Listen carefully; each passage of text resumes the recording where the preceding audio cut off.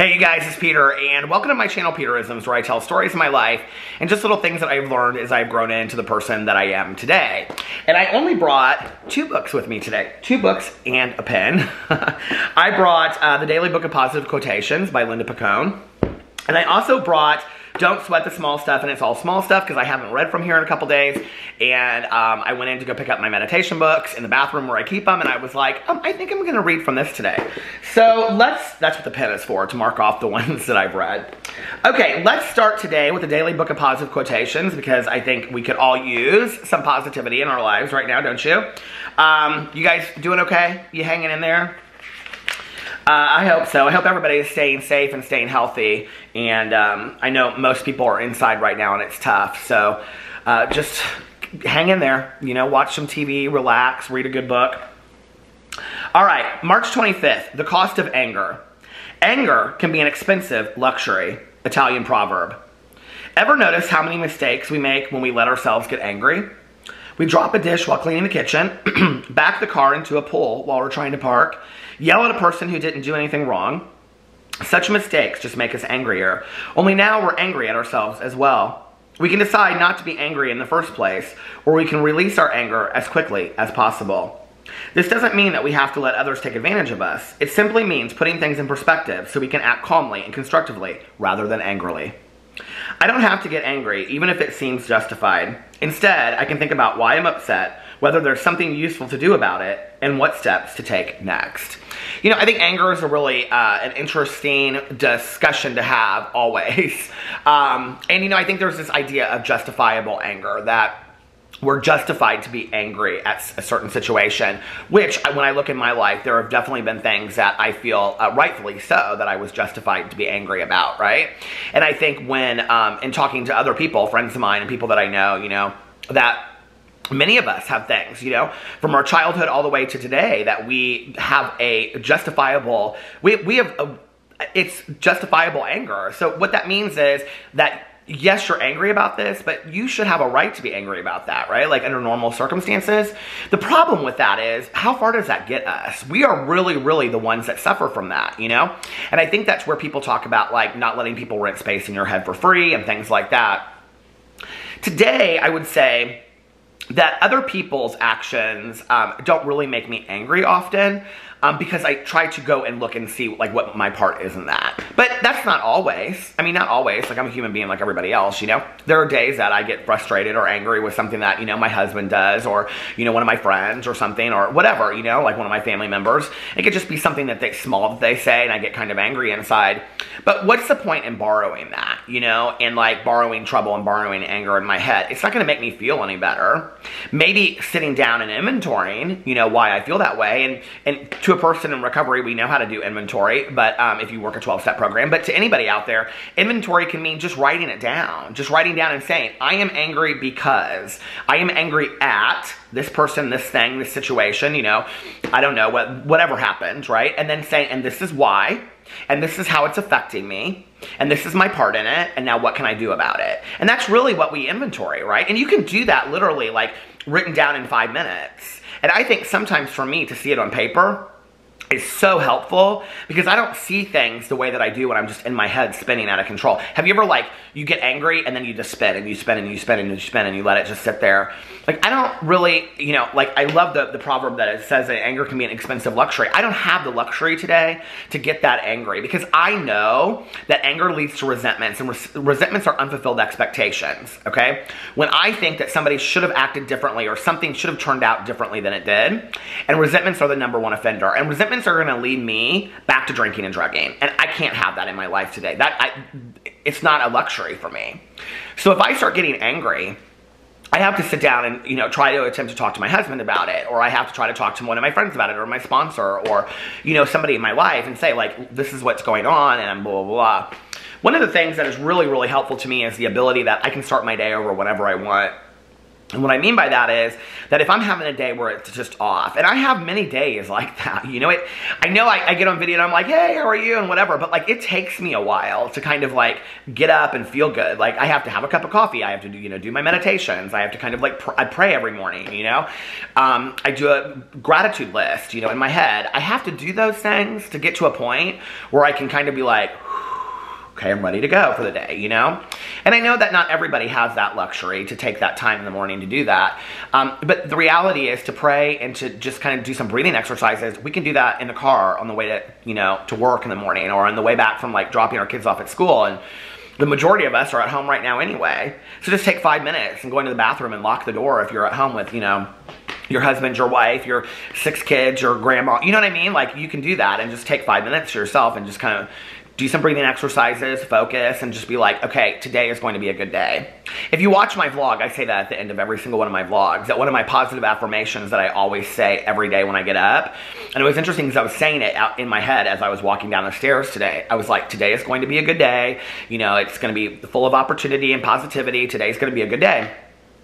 And I think it's important for us to have that attitude as we go throughout the day. Or, you know, I think that it's easy to just kind of get mixed up in all of the negativity of, you know, especially right now in the world of what's going on, and get angry. I think fear and anger live kind of in the same place at some, you know, on some level. I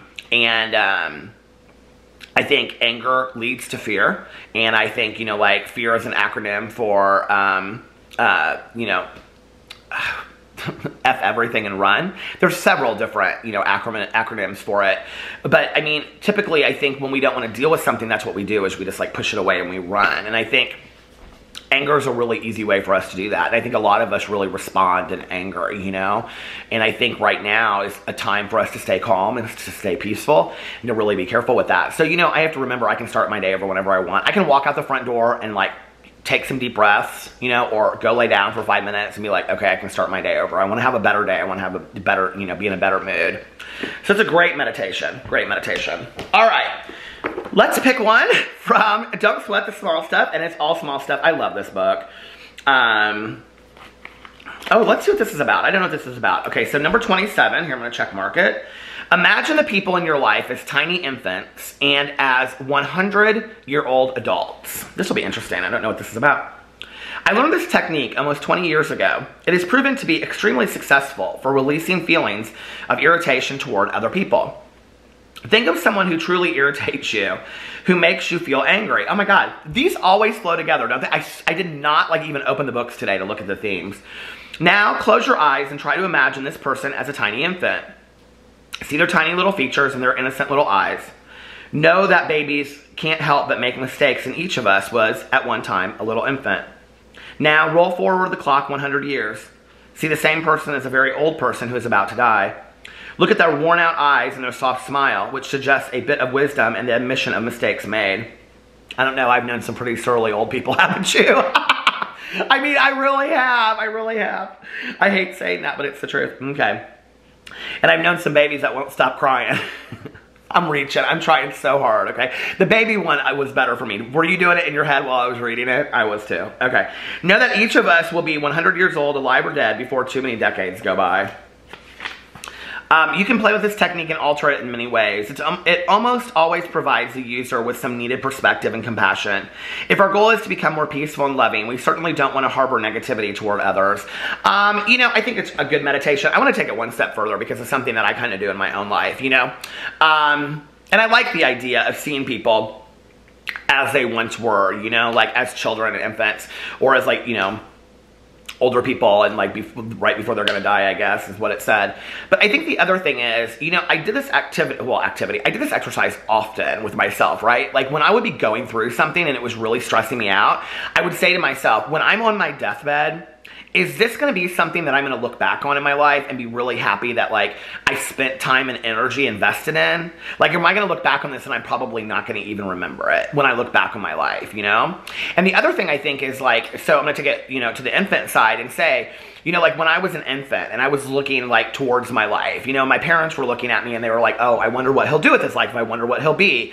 You know, do I think that at that time that, you know, these stupid little, you know, arguments that I've had with people, or, you know, situations that I've had in my life that are really minute on the grand scale of things, you know, at that time, looking at my life ahead, did I think those would be things that would consume my time and my energy? And so what we're really doing is we're putting things in context, you know?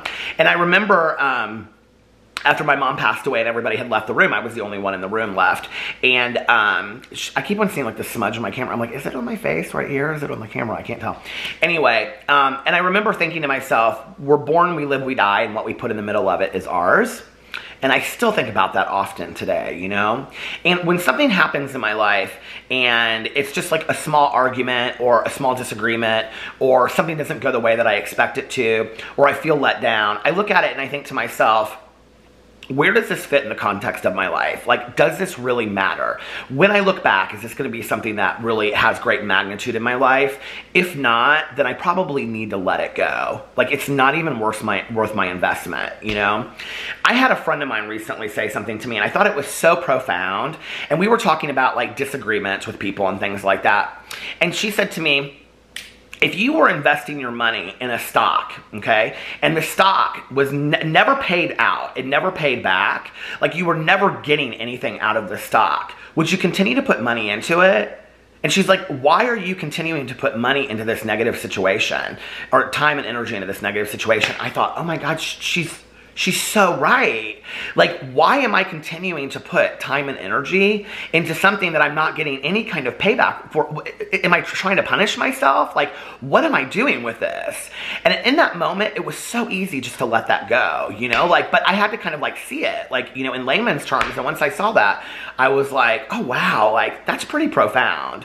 So think about that with situations in your life right now that you can't just like, you feel like you can't let go of. Like, look at it and say, am I putting, you know, like the old statement is, am I working harder than they are, you know, or in any situation in your life, are you putting more into this situation than you're getting back? And if that is the case, and I know that there are some extreme examples of this with family and things like that, right? I'm not talking about that. I'm talking about, you know, just other smaller situations, you know, like, I don't know, just smaller situations. Like, am I putting more into this than I'm getting in return? Like, why am I continuing to invest so much time and energy into this and my emotions and my mental health? Why am I allowing, in my emotional health, why am I allowing myself to go there if I'm not getting anything back in return? What's it for? Then maybe I just need to let go of that and just be done with it.